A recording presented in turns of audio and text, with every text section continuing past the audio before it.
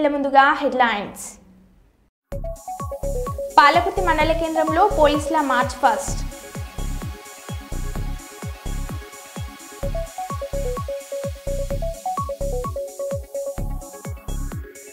కేంద్ర రక్షణ మంత్రి రాజ్నాథ్ సింగ్ ని కలిసిన ముఖ్యమంత్రి చంద్రబాబు.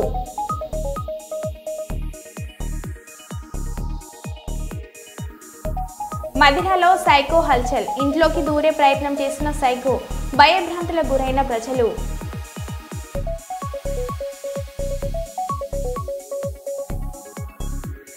కోర్టులో ఏసీబీ దాడులు, ఏసీబీ వలలో మరో 2 అధికారులు.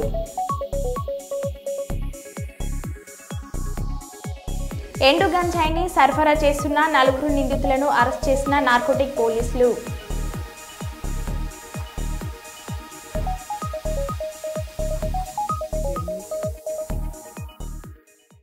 ఇక వివరాల్లోకి వెళ్తే, మేడ్చల్ జిల్లా గట్కేసర్ మండల్ పోచారం మున్సిపాలిటీలో అన్నాజీగూడలో రాష్ట్రీయ స్వయం సేవక్ సంఘం ద్వారా వక్తలు మాట్లాడుతూ మనము హిందువులము అని గౌరవపడాలి, అప్పుడే మన సమాజానికి మన దేశానికి ఎంతో తోడ్పాడవుతుందని అన్నారు. అలాగే ప్లాస్టిక్ భూతాన్ని మనం తరిమి వేయాలి, ఏదైనా మన దేశంలో తయారైన వస్తువులను వాడాలి.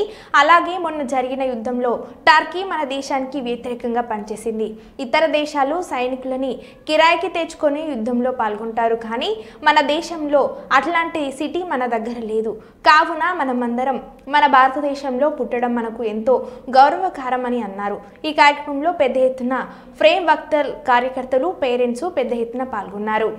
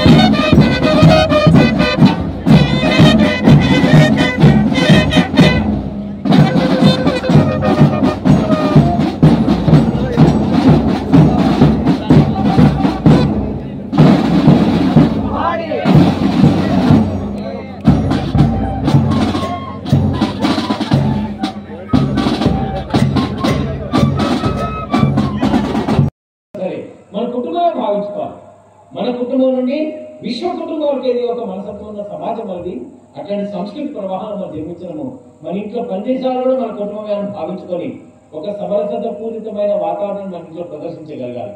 ఒక ప్రముఖమైన అధికారి, ఒక పిఎస్సిలో ఉన్న అధికారి అందరు ఇంట్లో సభ్యులంతా క్రిస్టియన్స్ కన్వర్ట్ అయ్యారు.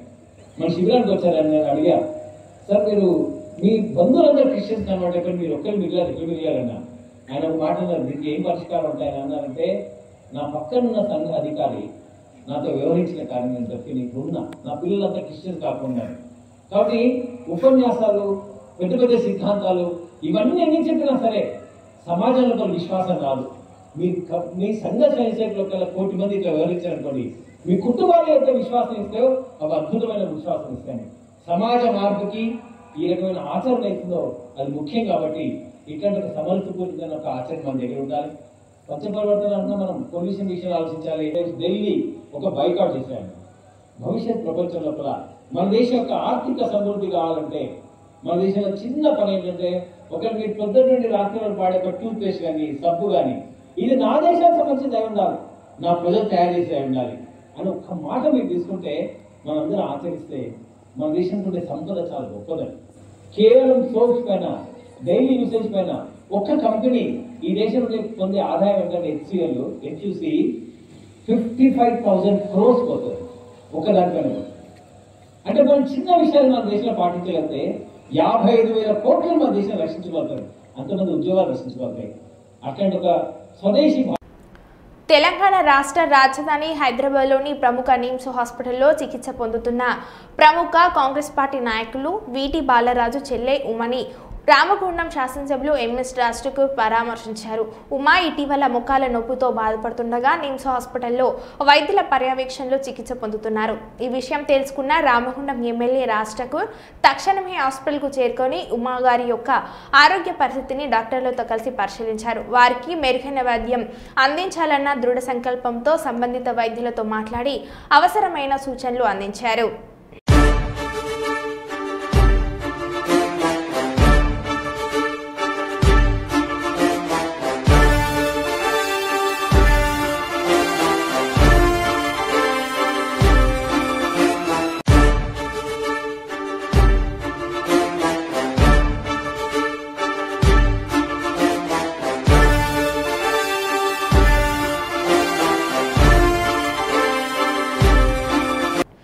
వరంగల్ నార్కోటిక్స్ పోలీసులు నమ్మదగిన సమాచారంతో సుమారు 1,05,38,000 రూపాయల విలువ గల అందాజా 210 కిలోల 760 గ్రాముల నిషేధిత ఎండు గంజాయి పట్టువేత. వరంగల్ నార్కోటిక్స్ పోలీస్ స్టేషన్ నిర్వహించిన ప్రెస్ మీట్లో విరోధుల శ్రీను అనే వ్యక్తి అడవి అన్నవరం ఆంధ్రప్రదేశ్ నుండి బయలుదేరి ఖమ్మంలో భాస్కర్ రాము వినోదులను కలిసి ఈ నలుగురు మరిపెడ తొర్రూరు వరంగల్ మీదుగా అక్రమంగా గంజాయి తరలించుతుండగా హైదరాబాద్లో అమ్మడానికి వెళ్తుండగా అదుపులోకి తీసుకోవడం జరిగింది.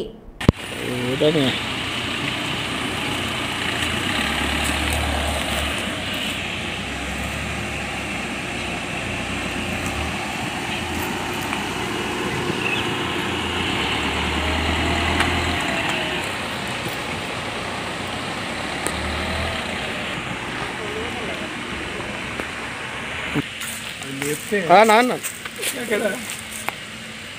హైదరాబాద్ కింద ఇచ్చిండు. ఉరుసుకుంట దగ్గర మాట వేసిండగా మాకున్న ఇన్ఫర్మేషన్ ప్రకారం ఆ ట్రాక్టరు మరియు ఆ ట్రాక్టర్కు పైలట్గా ఇస్తే సార్ NDPS యాక్ట్ ప్రకారము మీరు పోయి అక్కడ ఉండేసేసి వాళ్ళని పట్టుకోండి అనేది సూచనలు ఇవ్వడం జరిగింది. ఆ సూచన ఈరోజు ఉదయం అందాజ 9 గంటలకు మా SI రాజు గారు పోలీస్ స్టేషన్లో ఉండగా అతనికి ఒక నమ్మదగిన సమాచారం వచ్చింది. ఆంధ్ర నుండి ఒక ట్రాక్టర్ అయ్యిందో సమారమే 200 కిలోల గాంజాయిని ట్రాన్స్పోర్ట్ చేస్తున్నారు. అది ఖమ్మం అవుట్స్కట్స్ లో ఆగి దానికి ఖమ్మం అవుట్స్కట్స్ నుండి ఒక కారు కూడా ముందు పైలట్ గా వస్తున్నది అనేది ఒక సమాచారం ఉంది. ఆ ట్రాక్టరు వాహనాలు కూడా 10 గంటల తర్వాత వరంగల్ నుండి హైదరాబాద్ పోతాయి అనేది నమ్మదగిన సమాచారం ఉన్నట్లు ఇమీడియట్ గా మా SI గారు మా ఇన్స్పెక్టర్ రవీందర్ కు నాకు కూడా సమాచారం ఇస్తే అకార్డింగ్ యాక్ట్ ప్రకారము చేయండి కేసు, ఫస్ట్ అయితే అక్కడ పోయి సీజ్ చేయండి అని చెప్తే అతను మా సిబ్బందితో వెళ్ళటం అనుకున్న విధంగా ఇన్ఫర్మేషన్ సరైంది కాబట్టి ఇన్ఫర్మేషన్ ప్రకారము ఆ ట్రాక్టర్లో 11:30 గంటల సమయంలో రావటం అయింది.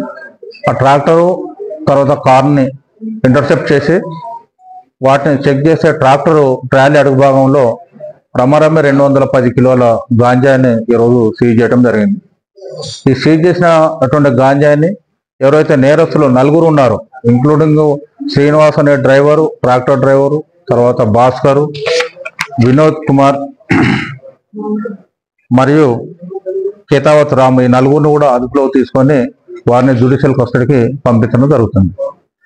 ఈ యొక్క కేసు చేయటంలో చాకచక్యంగా వ్యవహరించినటువంటి మా ఇన్స్పెక్టరు, మా ఎస్ఐలు శ్రీకాంత్, రాజు మరియు సిబ్బందిని కూడా రాజు సిబ్బంది రాజు ఎస్ఐ గారిని కూడా అభినందిస్తూ డైరెక్టర్ గారికి, మా డైరెక్టర్ సార్ గారికి తగిన రివార్డు కోసం కూడా సిఫారసు చేయడం జరుగుతుంది. మీ ద్వారా ఒక విన్నపం ఏంటంటే, ఏదైతే మాకు టోల్ ఫ్రీ నెంబర్స్ ఉన్నాయో 1908 టోల్ ఫ్రీ నెంబరు, అదే వాట్సాప్ నెంబర్ కూడా 8712671111 ఈ నెంబర్లని పబ్లిక్లకు అంటే పంపిస్తే, బాగా వాళ్ళకు అర్థమయ్యేగా పంపిస్తే ఇంకా మాకు కొంత ఇన్ఫర్మేషన్ రావడం జరుగుతుంది. ఏదైతే ప్రభుత్వం తలపెట్టిందో మన రాష్ట్రం నుండి ఎలాంటి డ్రగ్స్ కూడా ఎరాడికేట్ చేయాలనే సంకల్పంతో ప్రభుత్వం సంకల్పాన్ని మీ సహకారంతోనే నివృత్తి చేసేందుకు కూడా మాకు అవకాశం ఉంటుంది. కాబట్టి ఈ నెంబర్లన్నీ ప్రాచుర్యం చేయండి. ఈ నెంబర్లన్నీ కూడా మా డైరెక్టర్ సారు కంట్రోల్ రూమ్కి వెళ్తాయనేది మీకు మీ ద్వారా తెలియజేయడం జరుగుతుంది. మీడియా సంస్థలు ఎంత కాపాడదామని చూసినా రేవంత్ రెడ్డి పని అయిపోయింది. నేషనల్ హెరాల్డ్ కేసులో రేవంత్ పేరు ఉంటే మీడియా ఎందుకు ప్రచారం చేయడం లేదు? ఎంత బాగా కవర్ చేసుకుంటూ వస్తున్నారంటే రేవంత్ రెడ్డి గారిని చాలా ఆశ్చర్యంగా ఉంది. ఇట్లా కూడా చేయొచ్చా అంటే ఇంత పెద్ద కేసులో ఇంత పెద్ద మ్యాటర్ వస్తే, ఒక ముఖ్యమంత్రి పేరు వస్తే, ఇదే కేసీఆర్ గారి పేరుంటే రాకపోదురా? ఇదే కేసీఆర్ గారి పేరుంటే కోతికి కొబ్బరి చిప్ప దొరికినట్టు కొంతమంది సంబరాలు చేసుకుంటూ పేపర్ల నిండా తాటికాయంత అక్షరాలతో రాసేటోళ్ళు ఇలా రేవంత్ రెడ్డి గారికి కవరింగ్ ఇచ్చేందుకు చాలా కష్టపడి కాపాడుతున్నారు. వారందరికీ నేను చేసే విజ్ఞప్తి ఒకటే, మీరు ఎన్ని చేసినా, ఎంత గింజుకున్నా, ఈ మీడియా సంస్థలు ఎంత తాపత్రయపడ్డా, ఆయన మీకు ఎంత అడ్వర్టైజ్మెంట్లు ఇచ్చినా, ఎన్ని రకాలుగా మిమ్మల్ని ఫోన్ చేసి బెదిరించినా ప్రజలకు విషయం అర్థమైపోయింది. ఈయన ఒక లొట్టపీసు ముఖ్యమంత్రి, ఈయనతో ఏం కాదు అని అర్థమైంది. కాబట్టి మీరు కూడా దయచేసి నిష్పక్షపాతంగా వార్తలు ప్రజలకు చెప్పండి. లేకపోతే సోషల్ మీడియా ఉంది, మీరు చెప్పినా చెప్పకపోయినా సోషల్ మీడియా ద్వారా ప్రజలకు అన్ని తెలుస్తాయి. తెలియదు మేము పిల్లి కదా కళ్ళు మూసుకొని పాలు తాగితే తెలియదు అనుకుంటుంది అన్నట్టు, మేము రాయకపోతే వార్తనే కాదు, మేము రాయకపోతే మేము నొక్కేస్తే ఎవరైనా కూడా వాస్తవాలు చెప్తున్నాం. మీకు అబద్ధం అనిపిస్తే నేనేం చేయాలి? కానీ చాలామంది రాస్తలేరు, మరి ఏం చేయాలి? మరి మా బాధ మేము చెప్పుకోవాలి కదా, ప్రజలకన్నా చెప్పుకోవాలి కదా. కాబట్టి మీరు అట్లా అనుకొని మీ భ్రమల్లో ఉన్నంత మాత్రాన మీరు చేయగలిగేది ఏం లేదని కూడా చెప్తూ సహకరించే మిత్రులకు థ్యాంక్ యూ. గాంధీ భవన్లో మీడియాతో మంత్రి పొన్నం ప్రభాకర్ కేటీఆర్ కాంగ్రెస్ పార్టీ మీద మాట్లాడడం కంటే ముందు వారి పార్టీ అంతర్గతంగా జరుగుతున్న అంశంలో స్వయంగా కవిత మాట్లాడుతూ కేసీఆర్ దేవుడు ఆయన చుట్టూ దయ్యాలు చేరాయో అని మాట్లాడారు.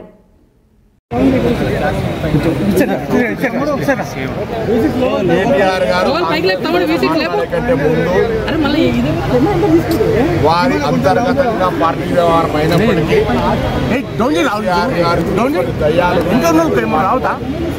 చెప్పడం జరిగింది అఫీషియల్ గా.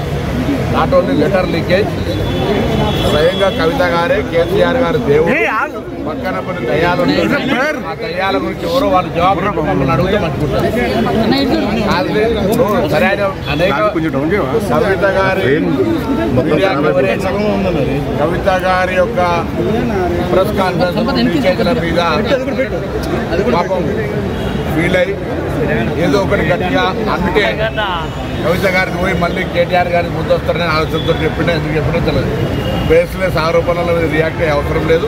నేను ఒకటే అడుగుతా ఉన్నా, ఫస్ట్ కాంగ్రెస్ పార్టీని విమర్శించే కంటే ముందు మీ పార్టీలో మీ కుటుంబ సభ్యురాలు కేసీఆర్ గారు దేవుడు, పక్కన కొంతమంది దయ్యాలు ఉన్నారు, నా లేఖ లీక్ కావడం అంటేనే దానికి నిదర్శనం చెప్పిన దానికి జవాబు చెప్పి దాని తదుపరి కాంగ్రెస్ పార్టీని ప్రశ్నిస్తే మేము మా నాయకత్వం తప్పకుండా జవాబు చెప్తామని మనం. సచివాలయంలో మీడియాతో మాట్లాడిన పంచాయతీ గ్రామీణ అభివృద్ధి మహిళా శిశు సంక్షేమ శాఖ మంత్రి సీతక్క. పత్రికా ఎలక్ట్రానిక్ మీడియా సోదరులకు పేరు పేరున నమస్కారాలు. సిస్టర్ స్ట్రోక్తో కేటీఆర్ చిన్న మెదడు చితికిపోయింది, అందుకనే ఇష్టానుసారంగా మాట్లాడుతున్నాడు. కాళేశ్వరం విషయంలో కమిషన్లు తీసుకున్నప్పుడు గుర్తు రానటువంటి మరి భయం, ఈరోజు కమిషన్ ముందుకు రావడానికి మాత్రం భయపడుతున్నారు. దాన్ని కప్పిపుచ్చుకోవడం కోసం ఈరోజు పిచ్చి పిచ్చిగా కాంగ్రెస్ పార్టీ బాంబులు పెట్టిందని మాట్లాడుతున్నాడు. కాళేశ్వరానికి నువ్వు అధికారంలో ఉండి ఎందుకు నిరూపించలేకపోయినావో ఒక్కసారి కేటీఆర్ గారు ఆత్మ పరిశీలన చేసుకొని ఈ అబద్ధాల పునాదుల మీద వాస్తవాలను కప్పిపుచ్చే ప్రయత్నం చేస్తూ ఉన్నావు. అబద్ధానికి అవార్డు రావాలంటే మరి వాళ్ళ గోబెల్స్ మించిన గ్లోబల్ ప్రచారంలో గ్లోబల్ అవార్డు కేటీఆర్కి ఇవ్వాలి. ఈ దేశంలో ఈ ప్రపంచంలో ఇప్పటి వరకు అబద్ధాలకు ప్రతినిధి గోబెల్స్ ఉంటే దాన్ని మించిపోయినటువంటి అబద్ధాలనే పునాదిగా చేసుకొని గత కొంతకాలంగా కేవలం అబద్ధాల పునాదులతో ఆయన పార్టీని ఆయన వ్యవస్థను నడిపించుకుంటున్నాడు. అందుకనే గోబెల్స్ ప్రచారకర్తగా అవార్డు ఎవరికి రావాలంటే కేటీఆర్కు గ్లోబల్లోనే గోబెల్స్ ప్రచారానికి గ్లోబల్లోనే కేటీఆర్కు మరి అవార్డు ఇస్తే చక్కగా బెస్ట్ అవార్డు గ్లోబల్లో వస్తుందని నేను అనుకుంటా ఉన్నా, నేను భావిస్తా ఉన్నా. కాబట్టి అయ్యా నువ్వు ప్రతిపక్ష హోదాకు పనికిరావు, ప్రతిపక్షంలో పనిచేయడానికి రావు, ప్రజల కోసం పనిచేయడానికి రావు. కానీ అవాస్తవాలను అద్భుతంగా తీర్చిదిద్ది గోబెల్స్ మించిన ప్రచారం చేయడంలో మరి అగ్రభాగాన ఉంటున్నందుకు నీకు గ్లోబల్ అవార్డు ఇస్తే బాగుంటుంది అని నేను నిజంగా ప్రపంచానికి తెలియజేస్తా ఉన్నా. ఇట్లాంటి వ్యక్తులకు ఇది రావాలని. ఈడీ గురించి ఒకటి అంటాడు, కాళేశ్వరం గురించి ఒకటి అంటాడు. మరి అలా చెల్లె సిస్టర్ స్ట్రోక్ తోటి నువ్వు బాధపడుతున్నావు, మానసికంగా చాలా ఇబ్బంది పడుతున్నావు. ఇవాళ పాపం కవిత అన్నది మా నాయన దేవుడు కానీ చుట్టూన దయ్యాలన్నారు. ఆ దయ్యం నువ్వేనైంది. ఆ దయ్యంలో ఎన్ని అవతారాలు ఉంటాయో ఏమో అర్థం కాదు. దయ్యం అంటే రకరకాల వేషాలు ఇస్తుంది. ఈడీ విషయంలో రాహుల్ గాంధీని మాట్లాడే అర్హత నీకుందా? ఇతరుల త్యాగాల మీద రాజభోగాలు అనుభవించి కుటుంబం అంతా కూడా ఇవాళ దాచుకొని మరి తిన్నదంతా కూడా బయటకు వస్తూ ఉంటే ప్రజలకు వచ్చి జవాబు చెప్పుకోలేక కాళేశ్వరం మీద బాంబు పెట్టిరంటారు. అది కాళేశ్వరం కూలిపోయినప్పుడు అధికారంలో ఉన్నది నువ్వు. నిజంగా నువ్వు ఆ రిపోర్ట్లో ఆ రోజు తీసుకొచ్చినటువంటి ఎఫ్ఐఆర్లో కానీ రిపోర్ట్లో కానీ ఎందుకు మరి ఇక్కడ మాకు అనుమానం ఉంది అని మెన్షన్ చేయలేకపోయారో ఒకసారి. కాంగ్రెస్ పార్టీలో పరిస్థితులు ఘోరాతి ఘోరంగా ఉన్నాయి. నాకు కాంగ్రెస్ పార్టీలో గౌరవం లేదు, సిర్పూర్ నియోజకవర్గం మీద ప్రేమ లేదు, గ్రూప్ రాజకీయాలు చేసి మమ్మల్ని ఇబ్బంది పెట్టి కించపరచాలని చూస్తున్నారు అని మాజీ ఎమ్మెల్యే కోనేరు కోనప్ప అన్నారు. 24 ఎన్నికల్లో ఓడిపోయిన తర్వాత మరి ఆనాడు ఉన్న పరిస్థితులను బట్టి మనం కాంగ్రెస్ పార్టీలో చేరిన తర్వాత అక్కడ పరిస్థితులు చూస్తే ఘోరాతి ఘోరంగా ఉన్నాయి. మరి మాకు దొరికిన విలువ ఏంటో కూడా 7,000 ఉన్న 8,000 ఉన్న కాంగ్రెస్ పార్టీకి మనం ఆ పార్టీలో చేరి ఇవాళ 63,000 ఓట్లు సాధించాం. మరి అయినా కూడా అక్కడ ఈ నియోజకవర్గం మీద కానీ మన నాయకత్వం వచ్చిన నా మీద కానీ మీ మీద కానీ ప్రేమ లేకుండా వారు ఇష్టం వచ్చినట్టు మాట్లాడుతూ ఉన్నారు. గ్రూపుల్లో పెద్దరికాలు చేసుడు, కించపరిచే కార్యక్రమాలు అనేకమైన చేయడం జరిగింది. విజయవాడలో బాంబు కలకలం. బీసెంట్ రోడ్డులో బాంబు పెట్టామంటూ ఫోన్ కాల్. కంట్రోల్ రూమ్కి ఫోన్ చేసిన గుర్తు తెలియని వ్యక్తి. బీసెంట్ రోడ్డులో తనిఖీలు చేపట్టిన బాంబ్ స్క్వాడ్ షాప్లను క్లోజ్ చేయించిన పోలీసులు.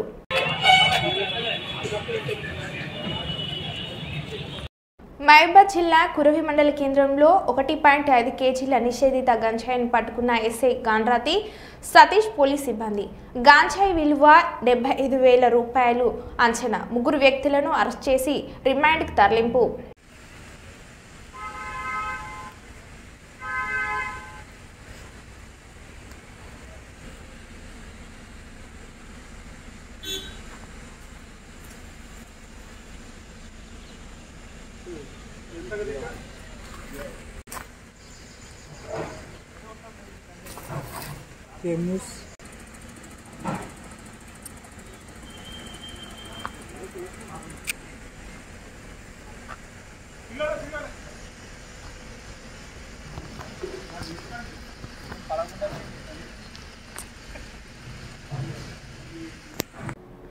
పాలకుర్తి మండల కేంద్రంలోని పోలీస్ స్టేషన్ పరిధిలో సిఐ గట్ల మహేందర్ రెడ్డి ఆధ్వర్యంలో సర్కిల్ పరిధిలోని ఎస్ఐలు పోలీస్ సిబ్బందితో మార్చ్ పాస్ట్ నిర్వహించారు. అనంతరం మండల కేంద్రంలోని దుకాణదారులకు, చిరు వ్యాపారులకు రోడ్డు ప్రమాదాల నివారణ, వాహనాల పార్కింగ్ గురించి తగు సూచనలు, సలహాలు చేశారు. వారి వెంట ఎస్ఐలు Dulam Pavan Kumar, Srujan Kumar, Lingareddy, police constable Raj Kumar, police సిబ్బంది తదితరులు ఉన్నారు.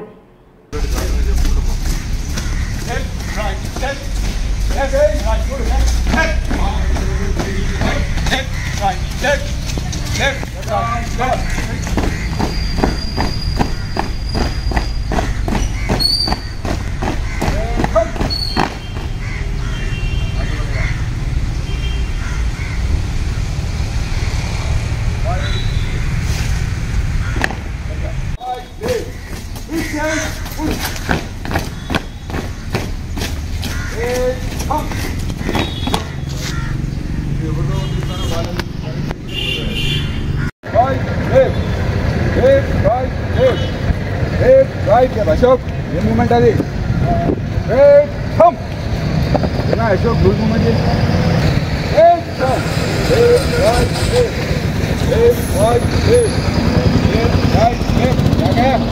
చెప్పు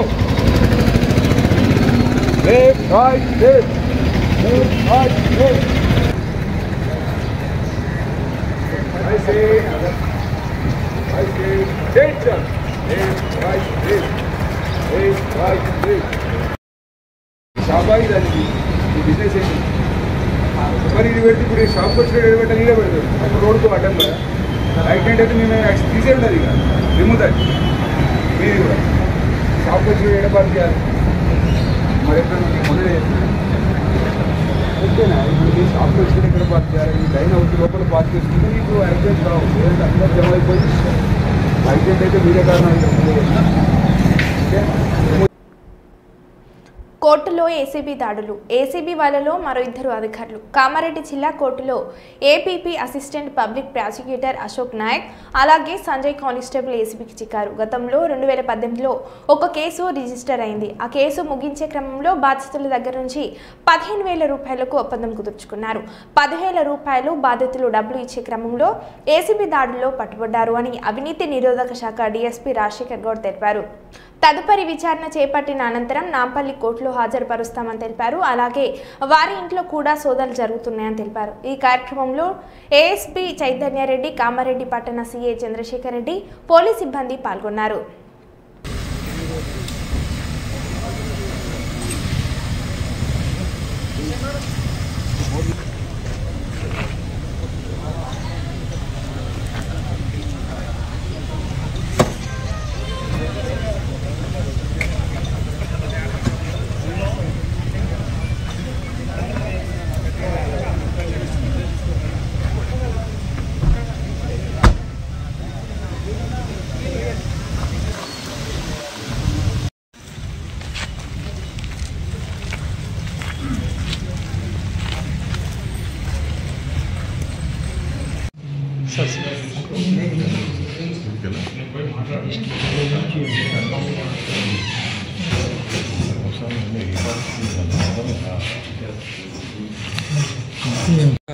మీకు ఏదో రాకపోతే కూడా ఇన్స్పెక్టర్ గారి దగ్గర ఈ కాపీ ఉంది, మీకు షేర్ చేస్తాను. వీడియో కూడా నేను ఇన్స్పెక్టర్ గారికి షేర్ చేస్తాను, కావాలంటే అది వీడియో కూడా తీసుకుంటాను. ఎస్పీ యాంటీ కరప్షన్ బ్యూరో ఈరోజు కామారెడ్డి కోర్టులో ఏపీపీ అశోక్ నాయక్ గారు మరియు సంజయ్ అనే కానిస్టేబుల్ గతంలో 2018లో ఒక కేసు రిజిస్టర్ అయింది కామారెడ్డి టౌన్లో. ఆ కేసులో ఉన్నటువంటి అక్యూజ్డ్ ఇప్పుడు ఆ కంప్లైంట్ దగ్గర 15,000 రూపీస్ డిమాండ్ చేశారు లంచం. అది ఎందుకంటే అతని కేసు తొందరగా ఎండ్ చేయడానికి గాను తర్వాత అక్విట్ చేయడానికి ఆ కేసులో 15,000 డిమాండ్ చేస్తే అతను బతులాడితే ఒక 10,000 ఇవ్వని అని చెప్పేసి బేరం కుదిరింది వాళ్ళకి. గత వారం నుంచి అతను మా దగ్గర తిరుగుతూ ఉన్నారు. ఈరోజు ఆ 10,000 ఏదైతే లంచం డబ్బులు ఉన్నాయో అది కలెక్ట్ చేసుకుని అతను మా దగ్గర రావడం జరిగింది. ఈరోజు అశోక్ కుమార్ నాయక్కి మరియు సంజయ్కి ఇస్తుండగా రెడ్ హ్యాండెడ్గా పట్టుకోవడం జరిగింది ఏసీబీ. తద్వారా వాళ్ళను ఈరోజు విచారించి రేపు నాంపల్లి కోర్టు ఏసీబీ కోర్టులో రిమాండ్ నిమిత్తం వాళ్ళతో అక్కడికి తరలించడం జరుగుతుంది. తర్వాత ఇక్కడ అధికారులు కానీ ప్రజల్ని ఇబ్బంది పెట్టేటట్టుగా లంచం అడిగితే ప్రజలు ఏసీబీని యూజ్ చేసుకొని ఏసీబీకి సమాచారం ఇస్తే ఇట్లాంటి అధికారులను పట్టుకొని రిమాండ్ తరలించడం జరుగుతూ ఉంది. 1064 అని టోల్ ఫ్రీ నంబర్ ఉంది. తర్వాత వాట్సాప్, ఫేస్బుక్ ఇవన్నిట్లో కూడా మీకు ఇప్పుడు ఇవ్వడం జరుగుతుంది. ఇది అందరికీ ప్రజలకు తెలియజేసేటట్టు చేసి చైతన్యం చేయాలని చెప్పి కోరుతున్నాను. ఏపీపీ గారి ఇంట్లో సోదాలు చేశారు, అది జరుగుతున్నాయి. అది ప్రాసెస్లో భాగంగా కానిస్టేబుల్ ఇంట్లో కానీ ఏపీపీ గారి ఇంట్లో కానీ సోదాలు జరుగుతాయి. అడిగినట్టు ఆరోపణలు ఉన్నాయి ఇంకా మిగతా ఎవరైనా అప్రోచ్ అయ్యారు? లేదండి, ఇప్పుడు ఇదే ఫస్ట్ టైం. ఇప్పుడు ఏమన్నా అది తర్వాత ఇప్పుడైతే విచారణలో ఉంది భాగంగా మీకు చెప్తాను. ఓకే అండి, రైట్.